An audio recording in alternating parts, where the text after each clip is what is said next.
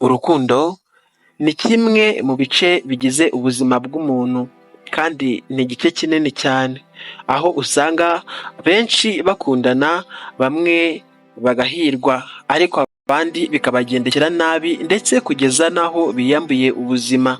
Uyu munsi wa none ushobora kuba nawe ufite umukunzi mutameranye neza cyangwa wenda kabone n'ubwo mwaba mumeranye neza ariko hakaba hatari icyizere ko muzarambana.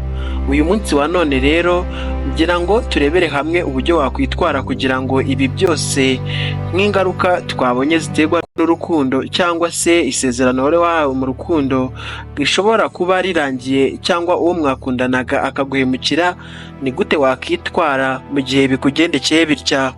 Benshi iyo bari mu rukundo baba batekereza ko n'uwababwira ko urukundo rwabo rutazagenda neza cyaba ari igitutsi gikwiye, ariko nanone mu by'ukuri ibintu hari igihe bijya bihinduka kandi mu isi tugomba kumenya ko hari uko bimeze, ko hari igihe ibintu bitungurana.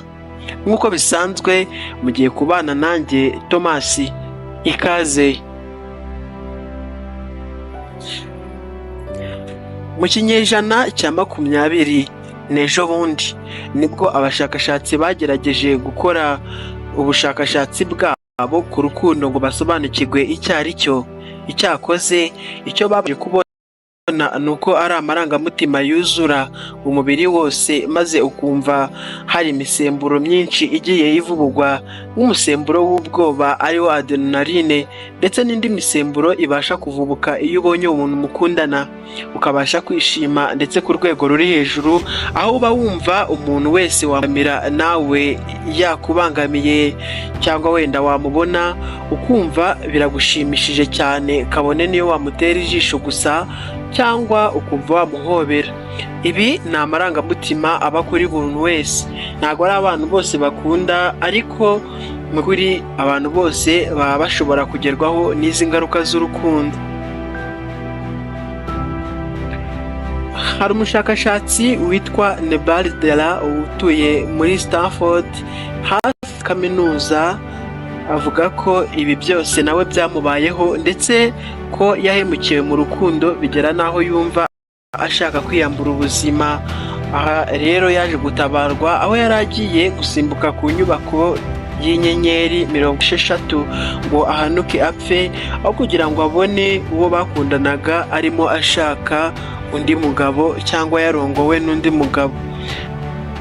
Ubuhamya bwe ni ihurizo rikomeye kandi urubyiruko rwose ruvuga ko rwamwigiyeho, aba batararisoma bivugwa ko ari bo bagaragaye mu mibare myinshi y'abiyahura. Hari kenshi ushobora gukundana n'umuntu ndetse akakubabaza ku rwego ruri hejuru, ariko mu gihe ibingibi bikubayeho tekereza ko atari wowe wenyine ibi bibayeho, ndetse kandi ko niba akubabaje uyu munsi ko ugize amahirwe ko agiye kuva mu buzima bwawe kandi ugiye kubana n'abantu ba nyabo, aho kugira ngo ubane n'abantu bakubeshya.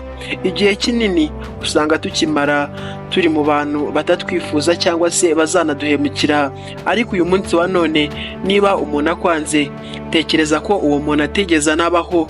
Mbese aho kugira ngo utangire kwihunga, kwiye kuba waratekereje ko abantu bahemuka kare kugira ngo utazagwa mu ngaruka zo kuba waramukunze ndetse we atagukunda kugeza n'aho aguhemukira.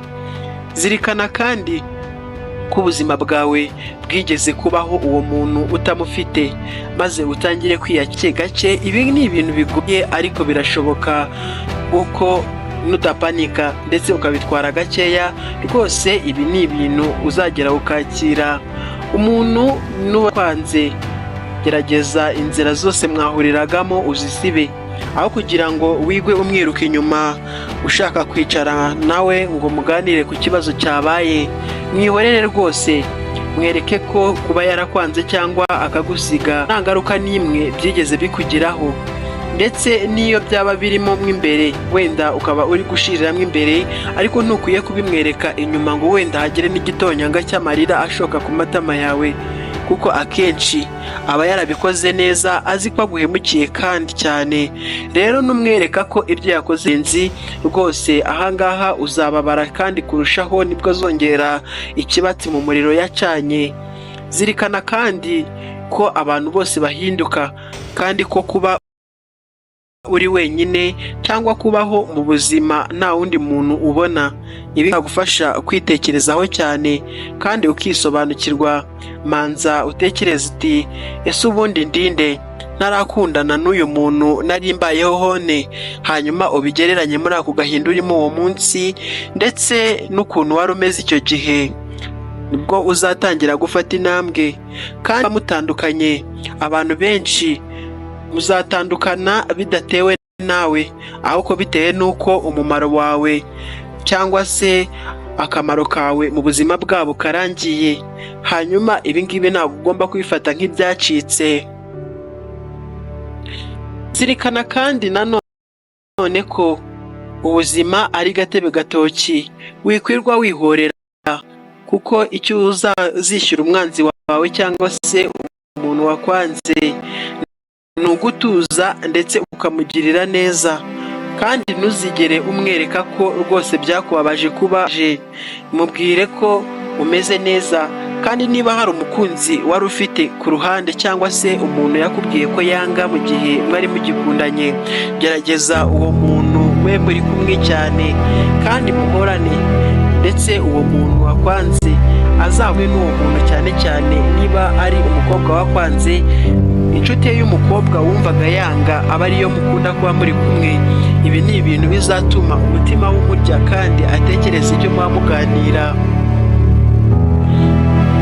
Ikindi kandi, gerageza ubashe gukoresha imbuga nkoranyambaga neza.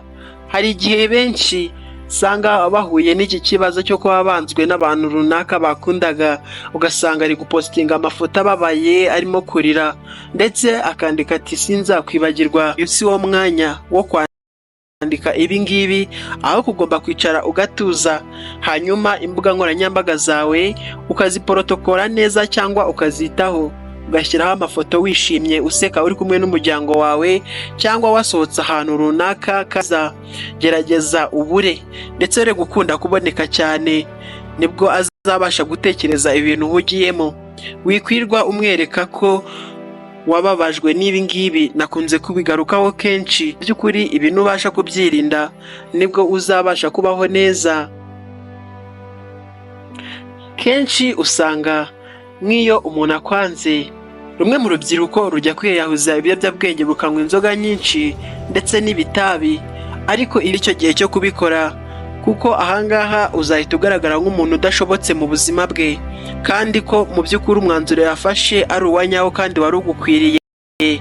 Mwereke ko ibyo yakoze nta kintu byigeze biguhinduraho, kandi rwose ugerageze utere imbere, ukore ibiguteza imbere kandi wihishe. Nyuma igihe azongera kukubona azabone umeze neza.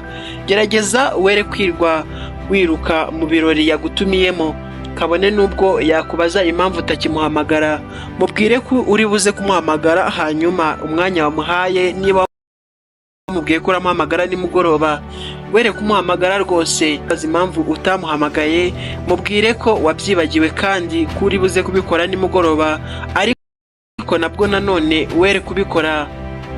Wibutse gukanda subscribe niba wakurikiranye natwe iki kiganiro, ukomeze n'abandi cyangwa ubagezeho ibi byifuzo. Turi mu ngamba zo kurwanya depression cyangwa depresiyo. Urubyiruko tugomba kwiyubaka ndetse no kwiteza imbere, aho kugira ngo tujye twigwa imbere y'abantu tubasabirizaho cyangwa se turirira abatatwi. Ugomba kumenya kandi ko inshingano z'ubuzima bwawe ari wowe ziri mu biganza, ndetse ukabwitaho kandi neza cyane. Nutangira gukurikiza izi ngamba nguhaye, ntabwo uzongera kubabazwa n'urukundo cyangwa abakwanze. Uzajya umenya ko mu buzima ari ibintu bibaho. Mukomeye byiza, wakoze kandi gufata umwanya wawe ugakurikirana iki kiganiro. Jyewe mwumvaga nitwa Thomas. Mugire ibihe byiza.